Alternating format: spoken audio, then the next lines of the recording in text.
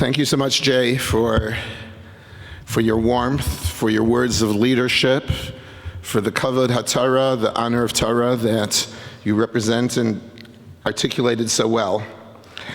I'd like to begin by thanking the people that really made this event possible.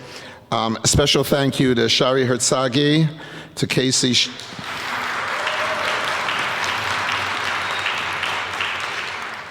Casey Shoemaker, Mrs. Rivki Kappenstein, Chani Kaplan, and above all, Rabbi Hillel Kappenstein, who conceived of this and put it all together. Also, a special thank you to our special guests, Rabbi Baruch Neuberger, Rabbi Aaron Cutler, and Rabbi Sroy Levitansky. Thank you so much for coming. I have a short Torah thought in this week's Parsha. The protagonist of this week's Torah portion is Yitzchak. If you take a look at the Rambam, he notes that Yitzchak had fewer disciples than any of the other patriarchs. He has less written in him about the Torah than any of the patriarchs. Why do you think that is? And Rabbi Abba Kamenetsky has a very short and direct answer to that. He says each patriarch developed a particular area of emphasis. Yitzchak's area of emphasis was what we call Mesiras Nefesh, sacrifice. And this is a very, very important midah, character trait, that relatively few people are able to grab onto.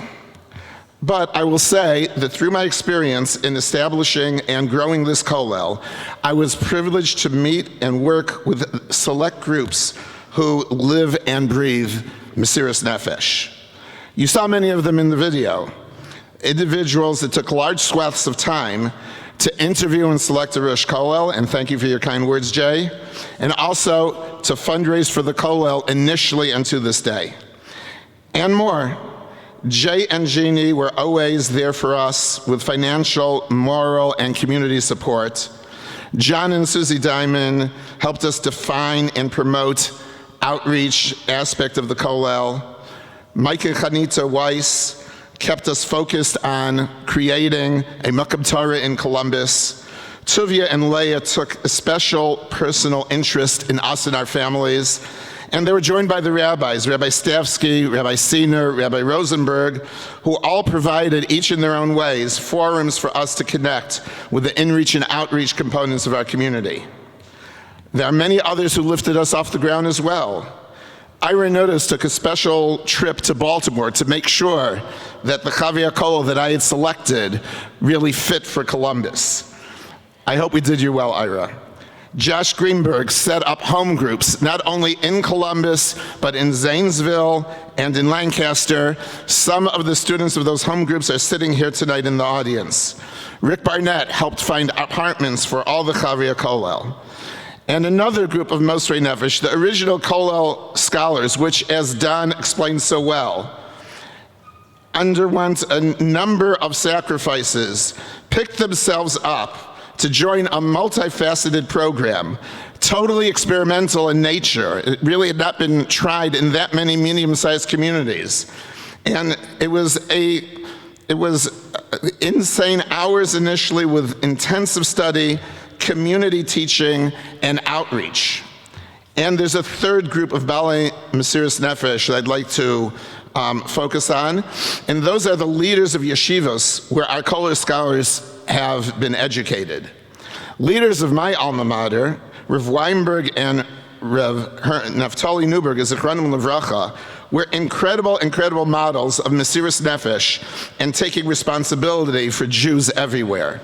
Rabbi Neuberger in particular had an uncanny understanding of human nature.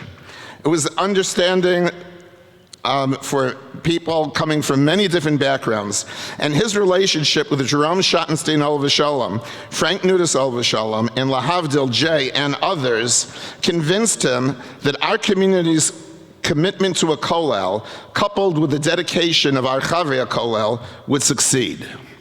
Rav Aaron Cutler, Zichrono Livracha, as famous for his Mesiras Nefesh and care for every Jew as he was for his Torah brilliance, founded the Lakewood Yeshiva that became one of the world's largest, and which, among many other things, sends more Chavei HaKollel to out-of-town Kollim than any other. The sacrifices of these rabbinic leaders, lay leaders, and Chavei HaKollel, both past and present, is what makes our Kollel the success that it is.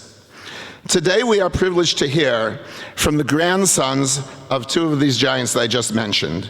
Rabbi Baruch Neuberger, whom I have known for most of my life, is third generation following his Zayda's lead of integrity, sensitivity to human nature, and Mesiras Nefesh not only for his own yeshiva, but for Jews everywhere. Like his grandfather and Rav Weinberg, he, together with Reb Tzvi Berkowitz Shlita, are available to continue to advise and guide, and I'd like to express Hakaras Hatov for these 30 years of being with us.